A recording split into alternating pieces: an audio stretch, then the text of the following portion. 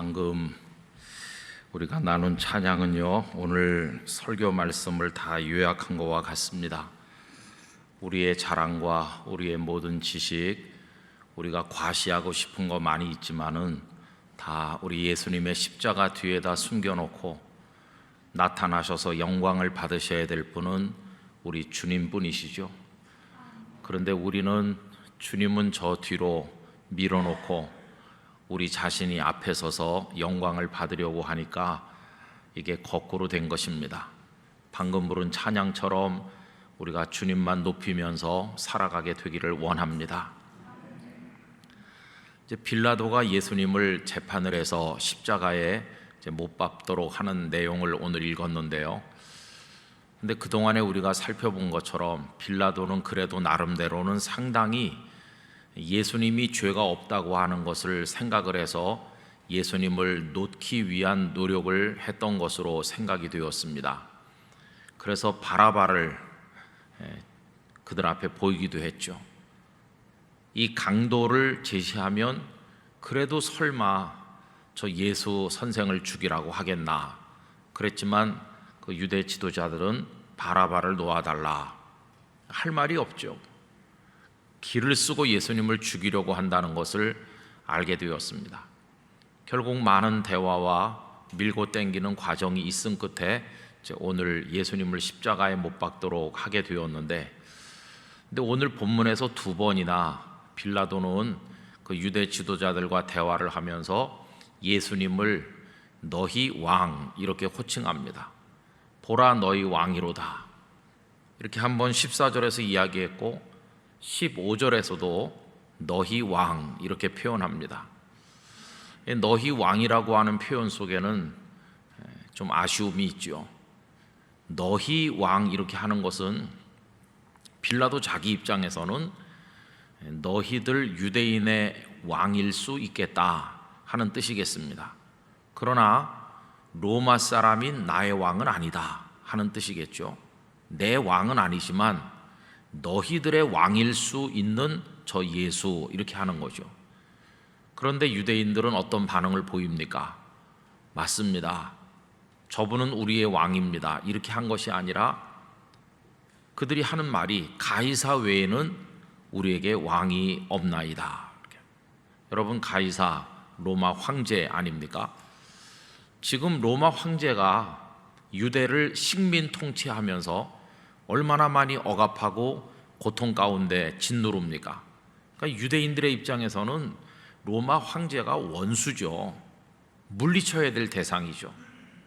그런데 이 사람들이 예수님을 죽이고자 하는 생각을 가지고 한다는 말이 가이사 외에는 우리에게 왕이 없습니다. 이렇게 말하는 순간 지금 빌라도도 가이사를 자기의 왕으로 생각하고 있는 거 아닙니까? 근데 유대 지도자들도 가이사 외에는 우리의 왕이 없습니다. 이렇게 하니까 다 똑같아진 겁니다. 유대 지도자들로서의 어떤 민족적 자존심도 어떤 독립에 대한 열망도 로마 황제로부터 벗어나야 되겠다고 하는 그런 의지도 다 사라진 채로 그냥 오로지 예수님을 죽이겠다는 그 생각 하나만으로 가이사 외에는 우리에게 왕이 없습니다 라고 하는 거죠. 여러분, 왕이 없다고 하는 말은 참 애매한 말입니다. 왜냐하면 우리는 다 왕이 있거든요. 여러분, 우리의 삶을 지배하는 왕은 무엇일까? 혹은 누굴까 생각을 해보면 그 물건이나 그 사람으로 인해서 내가 통제를 받는다면 그가 누구이든지 간에 우리에 대해서 왕이 되는 거 아니겠습니까?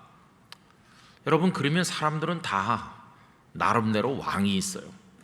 돈에 매여 사는 사람은 돈이 왕이 되는 것이고, 어떤 사람에게 끌려다니는 이가 있다면 그 사람이 그에게는 왕이 되어서 군림하고 있는 것이고, 그 사람은 그 밑에서 여러 가지로 제약을 받고 있는 것이죠.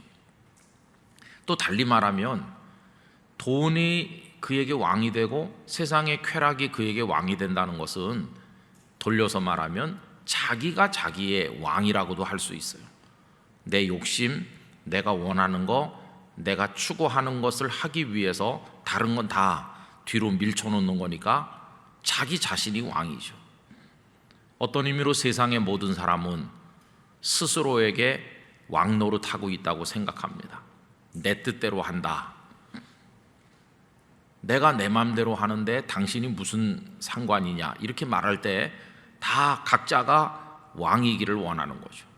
정도의 차이는 있겠지만 모든 사람들은 다 스스로 왕이기를 원하는 속성을 가지고 있다고 생각합니다. 그런데 그 예수님께서 유대인의 왕이라고 하는 이게 나중에 십자가 위에 죄패를 붙였는데 히브리어로도 쓰여 있고 로마 말로도 쓰여 있고 그리고 헬라어로도 기록이 되었다고 그랬죠. 여러분, 참 이건 놀라운 것입니다. 예수님께서 왕이라고 하는 사실이 당시 사람들이 사용하던 국제 언어, 세계 언어라고 할 수 있는 로마 언어로도 헬라 언어로도 기록이 되었어요. 이건 어떤 의미로 전 세계 모든 사람이 예수님이 왕이라는 사실을 알아야 된다는 걸 함축하고 있는 것입니다. 여러분, 우리가 예수님을 믿는다는 것은 무슨 말일까요? 결국은 예수님께서 우리들의 왕 되심을 믿는 것입니다. 오늘 본문은 사실의 여부를 따진다기보다는 고백에 문제가 있다는 걸 알 수 있어요. 예수님이 왕이냐 아니냐를 따져가지고 증명하기 어렵죠. 그죠? 거기 빌라도 총독이나 유대 지도자들이나 저 예수라는 선생이 진짜 왕이냐 아니냐, 이건 어떻게 따져서 증명할 수 있는 문제가 아닙니다. 그래서 고백의 문제였어요. 고백. 예수님을 너희의 왕으로 믿느냐 인정하느냐, 이 문제인데 그들은 인정하지 않는다고 그랬어요. 오히려 저 예수를 죽여야 된다고 얘기하는 거죠. 그런데 여러분, 유대 지도자들이 그렇게 완강하게 예수님을 왕으로 인정하지 않고 죽여야 된다고 말했고, 빌라도도 그래도 예수가 죽을 사람은 아니라고 생각하면서도 자기 왕이라고는 하지 않고 밀쳐낸 그분이 예수님 아닙니까? 그런데 그때 이후로 많은 사람들이 이 대목을 읽을 때마다 눈물을 흘리고 가슴을 치면서 고백하기를, 예수님, 당신은 나의 왕이십니다. 이렇게 고백하고 있다는 것입니다. 오늘 저녁에 하루 종일 일과를 분주하게 사시고 집에 돌아가셔서 편안한 옷으로 갈아입으시고 두 다리 쭉 뻗고 쉬실 수 있는 시간임에도 불구하고 이 예배당에 오시거나 가정에서 단정하게 앉아서 예배를 드리시는 분들은 적어도 예수님, 당신은 나의 왕이십니다. 이렇게 고백하는 분들이라고 생각합니다. 우리는 이 대목을 읽을 때 그들이 뭐라고 말했든지 간에, 가이사 외에는 왕이 없다고 말하든지 저 예수를 죽이라고 말했던지, 보라 너희의 왕이라고 그러면서 자기랑은 상관없는 것처럼 예수님을 밀쳐냈든지 간에, 그들은 어떻게 했든지 간에 오늘 우리에게 중요한 것은 예수님께서는 우리의 왕이시라는 것입니다. 여러분, 이 사실을 믿으십니까? 그리고 인정하십니까? 이거 고백하십니까? 예수님은 나의 왕이십니다. 저는 오늘 이 말씀을 내내 생각을 하면서 예수님이 왕이시다, 그냥 막연하게 추상적 개념으로 왕이시다가 아니라 우리 각자에게 왕이시라고 할 때 그게 무슨 의미를 가지고 우리들에게 다가오는 것일까? 그러면 내가 예수님을 믿는다고 수십 년을 얘기하고 있는데 그분은 정말 우리 각자에게 왕이신가? 바꿔 말하면 우리는 정말 그 예수님을 왕으로 인정해드리는가? 그렇게 대접해드리고 있는가? 이런 생각을 하게 되었습니다. 여러분, 왕이라는 개념은 물론 어떤 나라에서는 뭐 황제라고 하기도 하고 뭐 여러 가지 호칭은 다르게 할 수 있지만, 하여튼 어떤 공동체, 어떤 나라에서 왕이라고 하는 개념은 그보다 더 높은 존재가 없는 최고로 높은 존재를 지칭하는 말입니다. 그러면 그분이 최고로 높은 분이라고 그렇게 인정한다는 것은 그 앞에 있는 나는 결코 그분보다 높을 수 없고 그분과 비길 수도 없고 그분보다 낮은 존재라고 하는 뜻이죠. 그분이 왕이심을 인정한다는 것은 바꿔 말하면 나는 낮은 존재입니다 라고 인정하는 말과 동의어입니다. 내가 나를 낮은 존재로 인정하지 않으면서 예수님을 왕으로 높이기는 불가능한 것입니다. 그분이 왕이심을 고백하려면 나는 예수님 앞에서 낮은 자가 돼야 되는 거죠. 여러분, 낮은 자가 돼 보셨나요? 정말 어려운 것은요, 일주일에 몇 번 예배당에 왔다 갔다 하는 거, 와서 예배 드리는 거, 뭐 헌금을 바치고 봉사하는 거 다 쉽지 않은 일이지만은 정말 어려운 것은 낮은 자가 되는 겁니다. 이건 진짜 어려운 일인 것 같아요.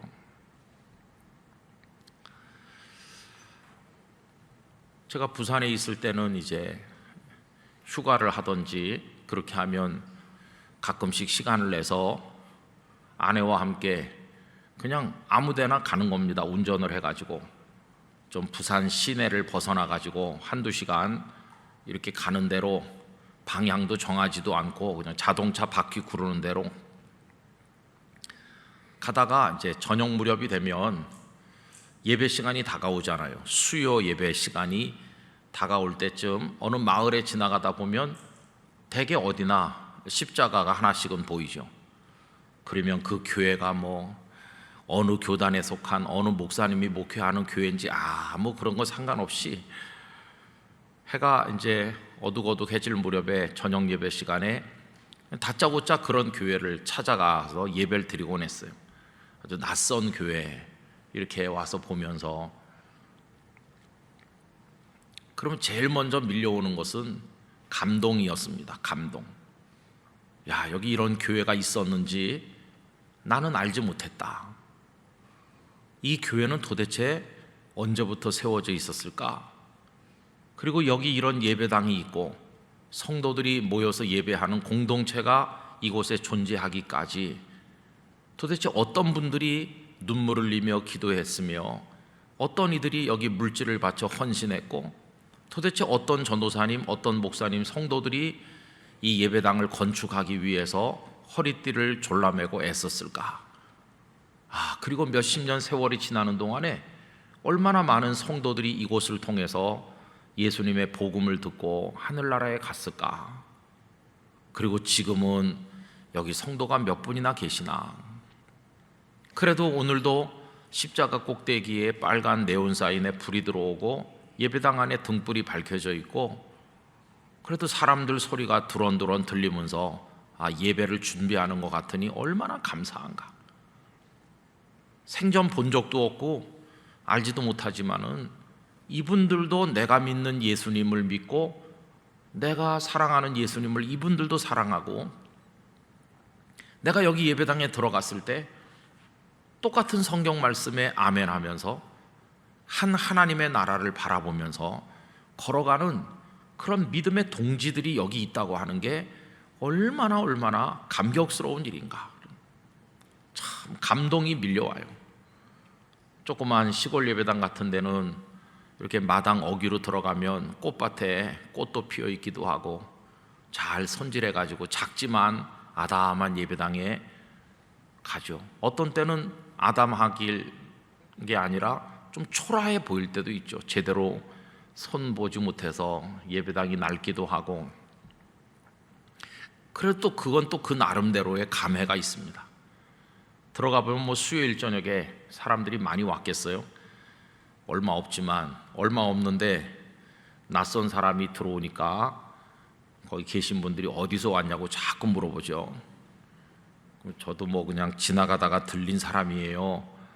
이렇게 말하면서 그냥 지나가다가 예배 시간이 돼서 왔습니다. 근데 이렇게 그분들이 보면은 볼 때 목사인가 이렇게 보는 것 같이 느껴지더라고요.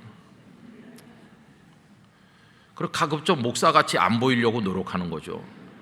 왜냐하면 목사 부부인 듯이 보이면 그날 설교하는 목사님이 신경 쓸 거 아닙니까? 괜히 부담 드리는 거고 그래서 그냥 지나가다 들린 사람입니다 이렇게 적당히 앉아서 가만히 있으면은 모든 게 다 생소하죠. 예배당 실내 모습도 생소하고 하나같이 다 생소하죠. 그 조그만 교회 주보를 보면 뭐 번듯한 인쇄소에서 제대로 인쇄한 게 아니니까 삐뚤삐뚤 손으로 써서 복사한 데도 있었고 뭐 그렇죠. 뭐 그래도 거기 주일 예배, 주일 저녁 예배, 수요 예배 다 있고 거기 또 말씀을 전하시는 분이 계시고 그분이 뭐 설교를 잘하냐 못하냐 이런 건 관심이 하나도 없어요. 거기 주의 이름을 부르는 자들이 있다는 게 얼마나 감동되는지 몰라요. 대한민국 구석구석에 생명의 교회가 존재하게 하신 하나님께 정말 감사드리는 거예요. 가서 이렇게 예배를 드리고 나오면 얼마나 기쁜지 몰라요. 은혜가 저절로 되는 거예요. 그러면서 또 생각을 많이 하게 돼요. 야, 이 작은 교회에서 저 목사님께서 예배를 위해서 얼마나 많이 준비하셨을까. 여러분 뭐 작은 교회는 교회 일할 분이 따로 많이 있는 게 아니니까 토요일 되면 목사님 가족들이 나와서 예배당 청소도 하기도 하고 간간히 또 성도들이 와서 돕기도 하고 마당에 화분도 정리하고 뭐 이렇게 다 하고 주보도 손수 인쇄하기도 하고 그래가지고 다 이렇게 앞에다 정리해 놓고 또 정성껏 성도들 들어오시면서 차라도 한 잔 잡수시게 하려고 그런 시골 교회 가보면 따끈한 보온 통에다가 물을 담아가지고 뭐 일회용 믹서 커피라도 드시도록 이렇게 해놓은 데가 많아요. 다 정성이죠. 사랑이고. 이건 누가 해놨을까?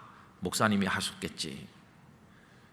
그럼 손수 예배당 바닥을 청소하고 대걸레로 밀고 다 정리하는 그런 목사님을 생각해 보면 거기서 뭘 느끼느냐 하면은 낮아짐을 느끼는 거예요. 낮아짐.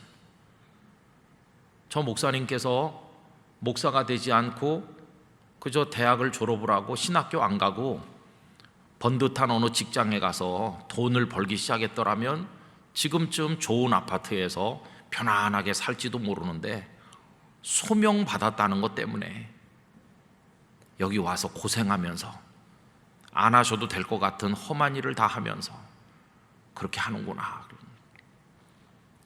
여러분 지금은 다 수세식 화장실이니까 뭐 그런 고생을 안 하지만 몇십 년 전에는요 다 푸세식 화장실이었잖아요.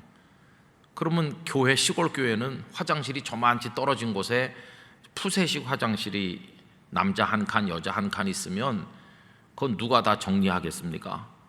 교육자들이 많이 했어요. 그래가지고 우리 선배 목사님들한테 그런 얘기 많이 들었어요. 한겨울에 추울 때는 그 푸세식 화장실이 점점 고가 높아집니다. 올라와가지고 얼어붙어서 다 경험이 있는 분도 계시죠. 그걸 깨다 보면은 그게 얼굴에 막 튀기도 하고 그래요. 그런 얘기 저 많이 들었어요. 그렇게 학원 또 가서 씻고 와서 말씀을 준비하고 그게 낮아짐이죠. 그죠? 나는 그럼 언제 주님 앞에서 낮아져 봤나 생각해 보니까 이 낮아짐이 없어요. 그래서 제가 제일 낮아졌었다고 생각할 때는 전에도 말씀드린 것처럼 방위 근무할 때거든요. 방위는 진짜 낮았어요. 그래가지고 저는 공군사관학교 요 보람의 공원이 그때는 공군사관학교였는데 그 대방동의 공군사관학교 안에 교회에서 근무하는 교회 방위였거든요. 제가요. 근데 거기 이제 신부님도 계시고 목사님은 중령이고 신부님은 소령이고 그 다음에 저는 교회 소속 방위고 방위가 한 명 더 있었는데 걔는 신부님 밑에 일하는 방위인데 저보다 한 달 늦게 왔기 때문에 제가 높았어요. 그래가지고 걔랑 나랑 둘이 하는 게 그 예배당을 같이 썼어요. 그 성당 사람들이 이제 천주교 그 미사 드리고 나면 또 우리가 예배 드리는데 천주교 생도는 숫자가 얼마 안 되고 우리 기독교 생도는 한 350명 됐어요. 바깥에서 들어오는 일반 성도, 주일학교 꼬마들까지 해가지고 꽉 차죠. 한 몇백 명 앉는 예배당에.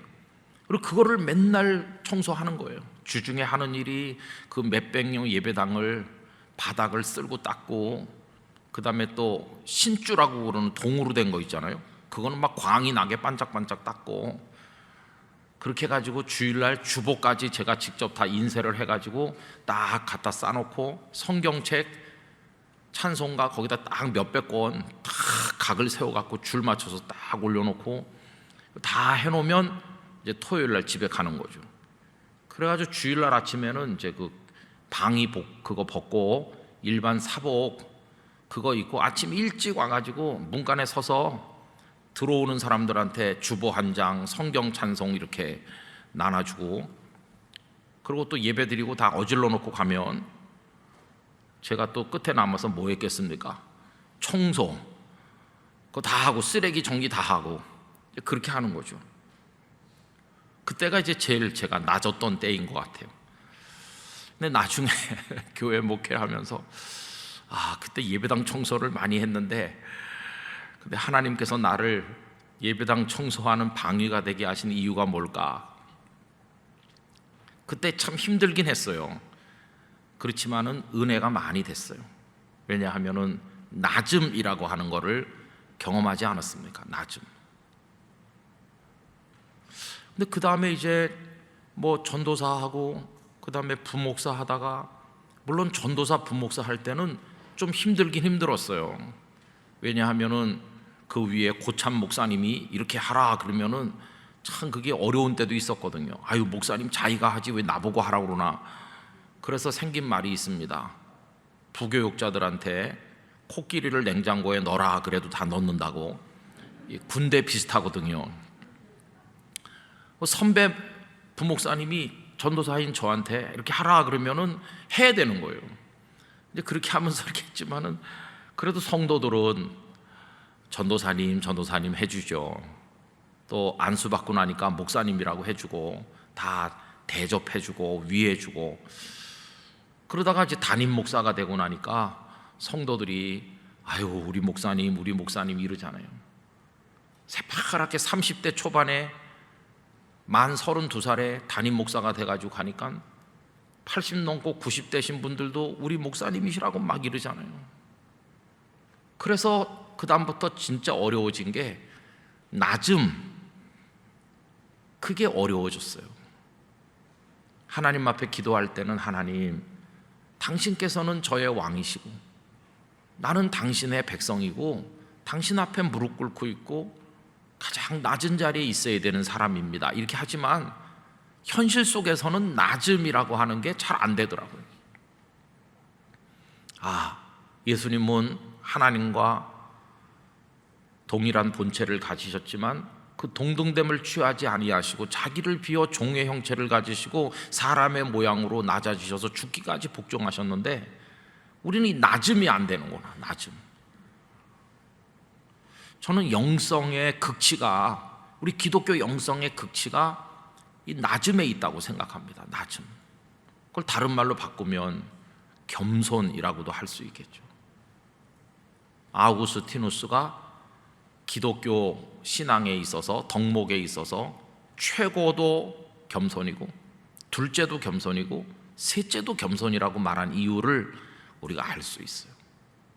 성도 여러분, 예수님을 정말 왕이라고 그렇게 고백하신다면 낮음을 터득해야 됩니다.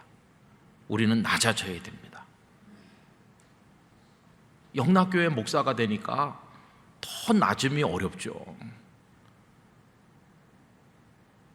제가 원하지 않아도 많은 사람들이 와, 영락교회 목사님이라면서 뭐 다릅니까? 똑같지. 하나도 다를 거 없어요. 오히려 정말 어려운 목회 현장, 선교 현장에서 눈물을 흘리고 땀 흘리는 분들이 더 귀하죠. 그런데 이게 제 안에서나 남의 속에서나 이게 막 뒤죽박죽 돼 갖고 무서운 착각에 빠진다면 이거야말로 멸망의 수렁이죠. 저는 영락교회 성도들이 영락교회 다니기 때문에 대단한 줄로 안다면 오늘 당장 영락교회를 떠나야 된다고 생각합니다. 영락교회 성도를 자랑스럽게 여기시면서 그게 교만의 원인이 된다면 빨리 다른 교회로 가야 돼요. 여기 있다 멸망하는 거예요. 제가 부임하던 해 했던 설교를 기억나십니까? 영락이 우리를 구원하는 게 아니라 주님이 우리를 구원하시는 겁니다. 그래서 영락교회 성도들은 우리 한경직 목사님이 보여주신 모범을 따라서 정말 낮아져야 됩니다. 정말로 겸손해야 됩니다. 그냥 이렇게 하기 좋은 말로 말씀드리는 게 아니라 이걸 심각하게 생각하셔야 됩니다.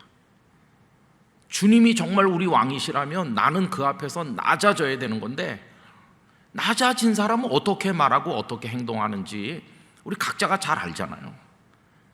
근데 우리 그걸 잘 못하는 거죠. 그러니까 우리 각자의 속에서 아직도 죽지 않은 우리 자존심, 무슨 교만, 내 어떤 체면, 이런 게 살아가지고 내 의견 그거 하나 관철해 보겠다고 막 남의 마음을 휘젓고 아직도 멀었죠, 우리가.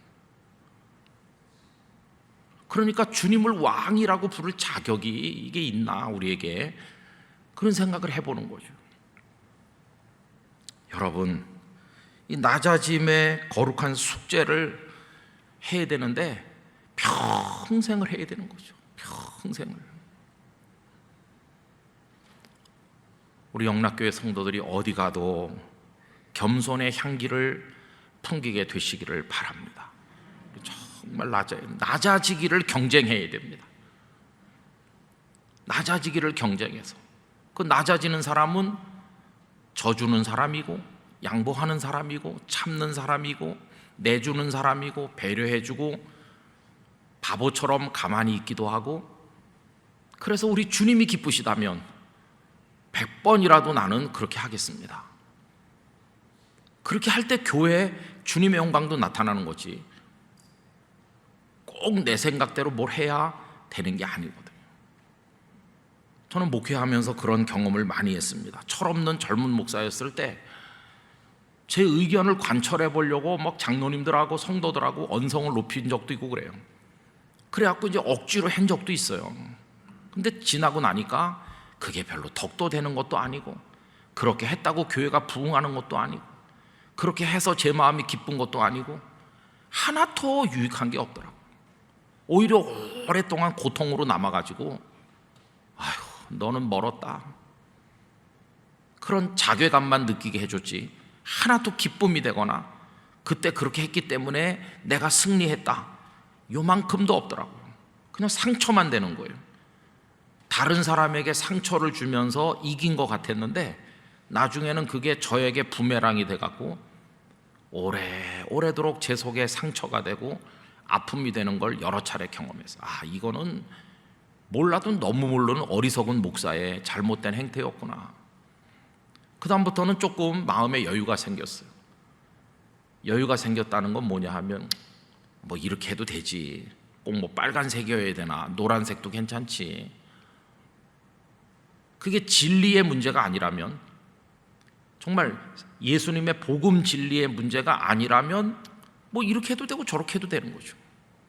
그거 가지고 언성을 높일 필요가 없고, 그저 성도들이 다 기뻐하는 대로 가만히 있으면 그냥 다 잘 돼요. 교회가 편안하고 오히려 교회가 더 기쁨 가운데 충만한 걸 많이 봤어요. 그래서 돌아가신 이중표 목사님께서 살아계실 때 아버지가 죽어야 가정이 살고, 목사가 죽어야 교회가 살고, 대통령이나 왕이 죽어야 나라가 산다, 그런 말씀을 하셨구나.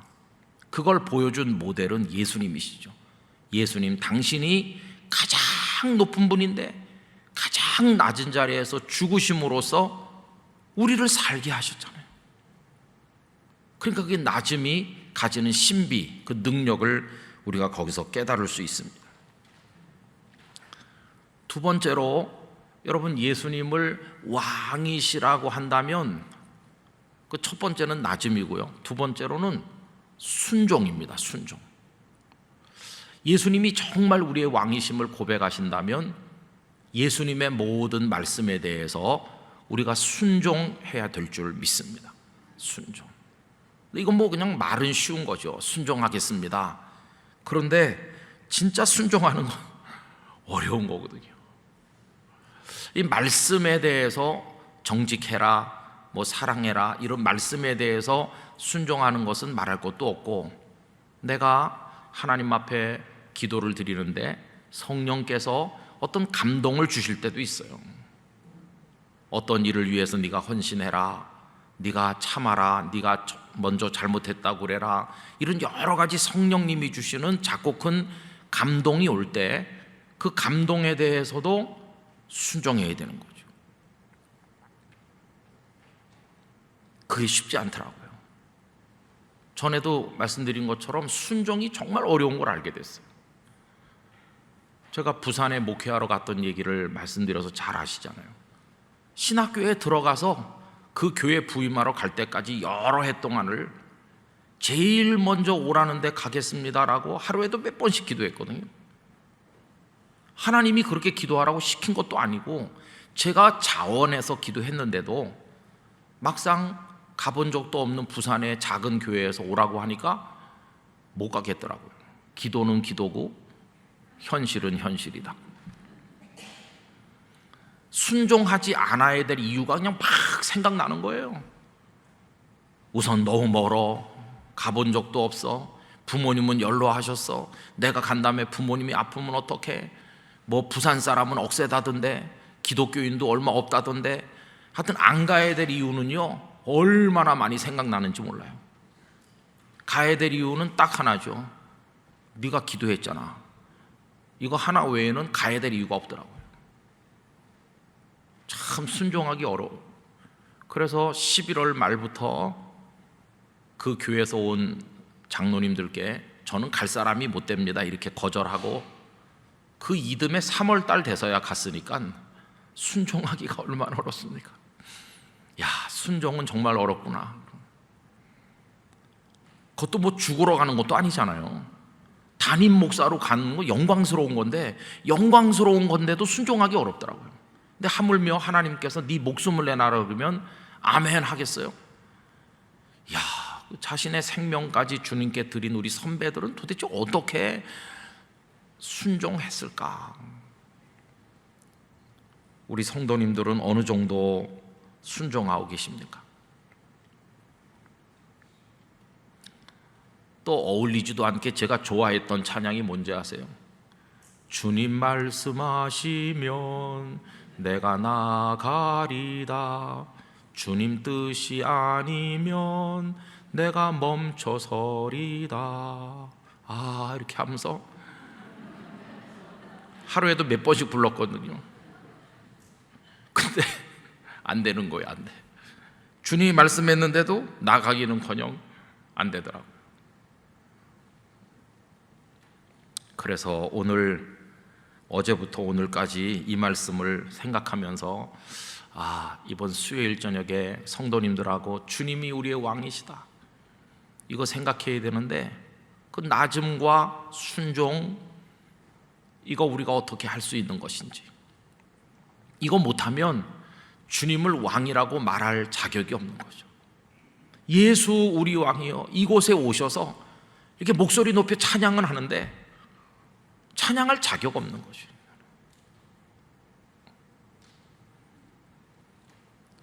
어떤 글에 이런 얘기가 있었습니다. 예수님은 단지 구유에서 태어난 아기가 아니시다.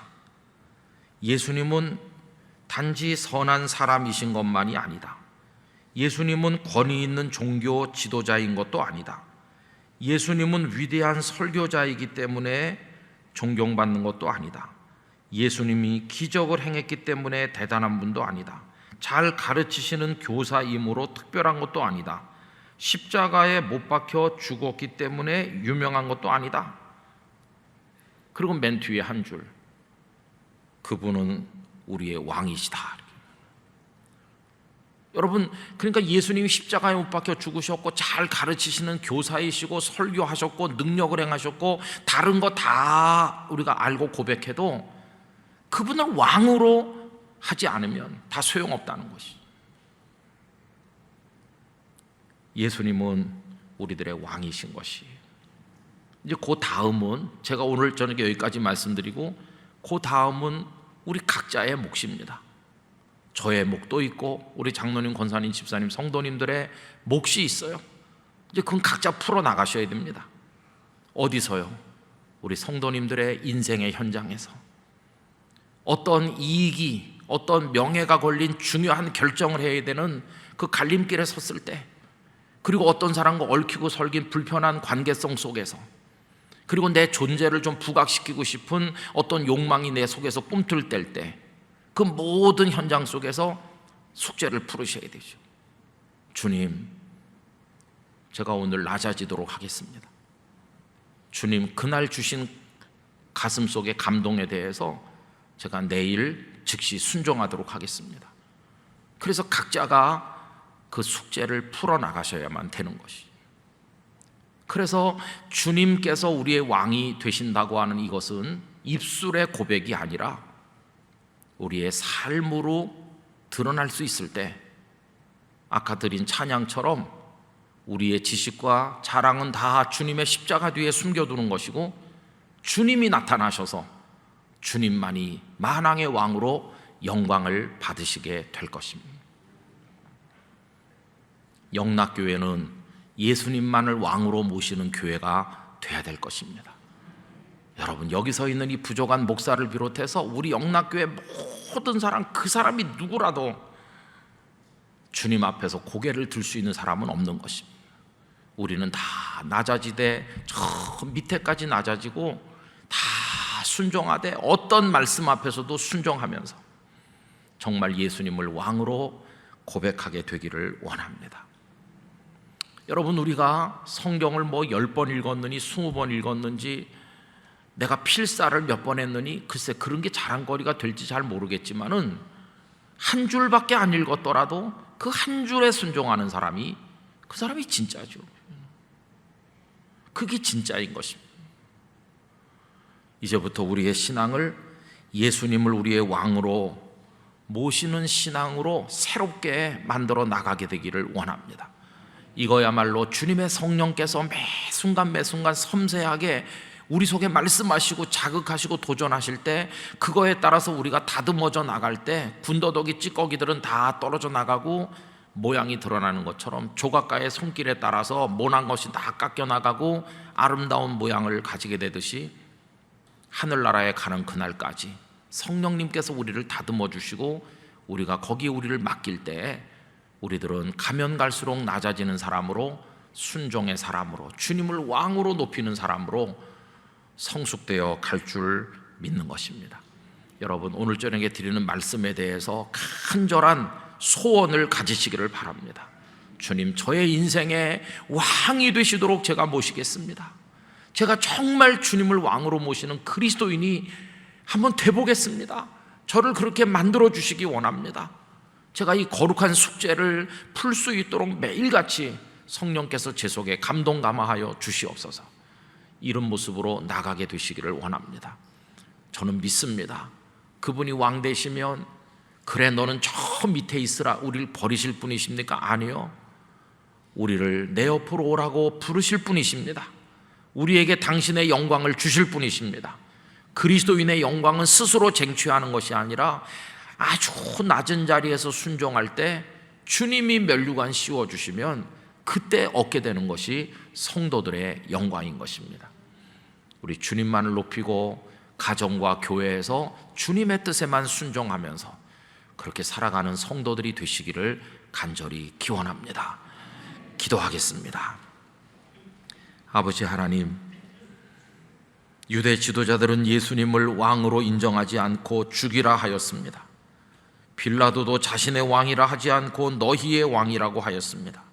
세상 사람들이 예수님을 어떻게 대접했든지 간에 저희들은 예수님을 저희의 왕으로 믿고 고백합니다. 이제 그것이 거짓이 아님을 낮아짐을 통하여, 순종을 통하여 드러내기를 간절히 원합니다. 저희의 교만을 깨뜨려 주시옵시고, 저희의 완악함을 부수어 주시옵시고, 주님 앞에 낮아지고 눈물로 주님 앞에 엎드리고 순종으로 주님을 높이게 하여 주시옵소서. 영락교회가 그런 성도들로 가득한 교회가 되도록 오 주님 저희를 붙들어 주시옵소서. 예수님의 이름으로 기도드리옵나이다. 아멘.